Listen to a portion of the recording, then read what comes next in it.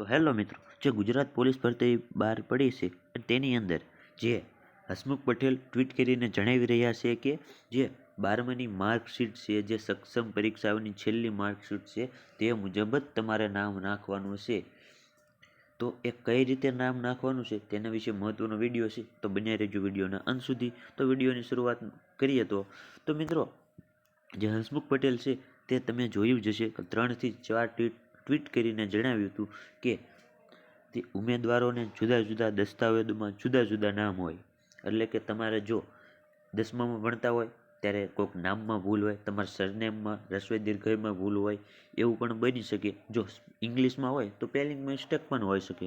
તો મિત્રો, જે તમે ધોરણ 12ની અંદર જ્યારે તમે પાસ કર્યું ત્યારે તમારે જે માર્કશીટ હતી તેની અંદર તમારે શું નામ હતું તે તમે જ્યારે ફોર્મ ભરો ત્યારે તેનું તમારે નામ લખવાનું છે. અને મિત્રો, સક્ષમ પરીક્ષા એટલે છેલ્લી માર્કશીટ. એટલે તમારે જો એક ટ્રાયમાં તમે પાસ ના થયા હોય અને તમે ફેલ થયા હોય તો તમે બીજી વખત ટ્રાય આપી હોય, તેની અંદર કોઈ નામમાં સ્પેલિંગ મિસ્ટેકમાં જો કોઈ ભૂલ થયેલી હોય તો મિત્રો તે તમે જે છેલ્લી માર્કશીટ આપેલી હોય ને, છેલ્લી માર્કશીટ, તો તે તમારે નામ ઉમેરવાનું છે જ્યારે તમે ફોર્મ ભરો ત્યારે. એટલે તમારે ફાયદો શું થશે, જ્યારે તમારે જો તમારો વારો આવી જાય પોલીસની અંદર, એવું તો છે જ કે તમારો વારો આવી જાય. જો તમારી મહેનત હોય તો તમારો વારો આવી જાય. જ્યારે ડોક્યુમેન્ટ વેરિફિકેશન થાય ને મિત્રો, ત્યારે તેની અંદર જે ડોક્યુમેન્ટ વેરિફિકેશનમાં જે ચેકિંગ કરે ને, ત્યારે જે માર્કશીટ મુજબ નામ હોય તે ચેક કરે. અને તમે જ્યારે ફોર્મ ભર્યું છે તે મિત્રો નામ ચેક કરે. અને જો તે નામ મેચ ના થાય તો મિત્રો તમારી ઉપર કાર્યવાહી પણ થઈ શકે. એમ પણ કહી શકે તમે ફ્રોડ કરીને લાગ્યા છો પોલીસમાં, એવું પણ કહી શકે.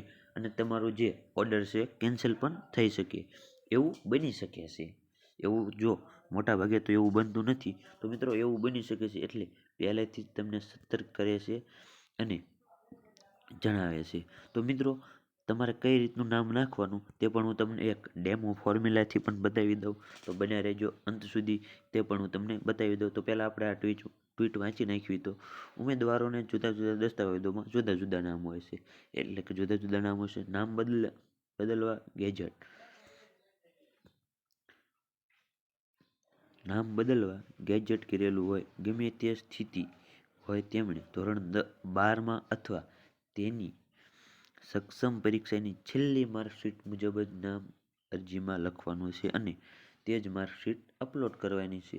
તો મિત્રો, 12માની માર્કશીટ અપલોડ કરો એટલે જે 12માની માર્કશીટ હોય, તમે જ્યારે પાસ કર્યું હોય તે માર્કશીટ અપલોડ કરવાની અને તે જ નામ તમારે અપલોડ કરવાનું રહેશે. અને મિત્રો, આવા માર્કશીટને નામ લખતા જે 3 થી 4 ટ્વીટ પણ હસમુખ પટેલે કરી આપ્યા છે.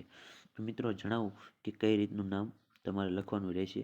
તો મિત્રો, આપણે કઈ જેવી વ્હાઇટ પેપરમાં. તો મિત્રો, આ માની લો કે આ તમારી માર્કશીટ છે. અહીં તમારા નામ, અહીં તમારા માર્ક લખ્યા હોય, વિષય લખ્યો હોય, અહીં તમારા ટોટલ માર્ક લખ્યા હોય, તમારો અહીં ગ્રેડ લખ્યો હોય, અને મિત્રો અહીં તમારું નામ લખેલું હોય, આ જે ભાઈ હોય વગેરે વગેરે. તો એ નામ અહીં બોર્ડનું નામ લખેલું હોય, અહીં લોગો આપેલા હોય છે અલગ અલગ. તો મિત્રો, જે અહીં તમારું નામ લખેલું હોય તે જ તમારે નામ એડ કરવાનું છે. અને તમારે એવું લાગે તો 3 વાર ચેક પણ કરી લેવાનું. કારણ કે એક ભૂલના કારણે તમે ઘણા બધાય પ્રોબ્લેમ ઊભા થઈ શકે છે. કારણ કે ખોટાને છુપાવવા માટે તમારે હજારો ખોટા બોલવા પડે અને એક સત્ય માટે તમારે એક જ સત્ય બોલવું પડે. એવી રીતનું છે. એટલે તમારે જે માર્કશીટમાં નામ અહીં આપેલું હોય તે જ તમારે નામ ઉમેરવાનું છે. એટલે આગળ જો તમારું સિલેક્શન થાય છે તો તમને જે સિલેક્શનની અંદર જે તમારા ડોક્યુમેન્ટ ચેક થાય તેની અંદર તમને કોઈ પ્રોબ્લેમ ન થાય. એટલે માટે આ મહત્ત્વનો વિડીયો હતો. તો મિત્રો, જો વિડીયો પસંદ આવ્યો હોય તો બને રહેજો આપણી યુટ્યુબ ચેનલ ઉપર. આવી જ રીતે આવા જ નવા વિડીયો જોવા માટે અમે મળીએ આગળના વિડીયોમાં. તો જય હિન્દ અને જય ભારત.